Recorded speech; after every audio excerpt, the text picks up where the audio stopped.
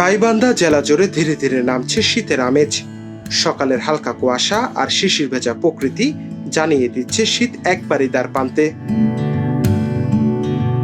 ভোরের আলো ফোটার সাথে সাথে দেখা যাচ্ছে ধানক্ষেত, নদীর পার আর গ্রামের পথ জুড়ে শিশিরের চাদর। সূর্যের কোমল আলো শিশির বিন্দুগুলো মুক্তার মতো ঝলমল করছে, যা সৃষ্টি করছে এক মনোমুগ্ধকর দৃশ্য। সকালের নিস্তব্ধতা ভেঙে চারপাশে শোনা যাচ্ছে পাখির কলতান, কাশফুলের দুলা, শিশির ভেজা ঘাস আর পাখির সুরে মিশে গেছে শীতের আগমনী ছোঁয়া। পরিণে পড়তেছে আর কি, তবে শেষ রাত্রির দিকে আপনার পাতলা খাতা অথবা পাতলা চাদর গায়ে দিতে হয়। সকালবেলা একটু কুয়াশা একটু দেখা যায়, কিন্তু রাত 9টা 10টা 11টার দিকে আপনার কুয়াশা অন্ধকার হয়। গ্রামীণ সকালেও এসেছে পরিবর্তন। শিশুরা খেলায় মত্ত, কৃষকরা মাঠে ব্যস্ত আর কর্মজীবীরা ছুটছেন দৈনন্দিন কাজে।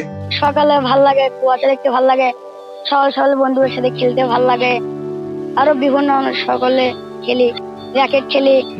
এখন অন্যরকম শীত করিনি, হালকা কেবল আস্তে শীত করিচ্ছে। স্থানীয়রা বলছেন এখনো শীত পুরোপুরি না আসলেও আবহাওয়া পরিবর্তন ইঙ্গিত দিচ্ছে দ্রুত শীত আসছে। নাফিউল লিকসন, জনগণ।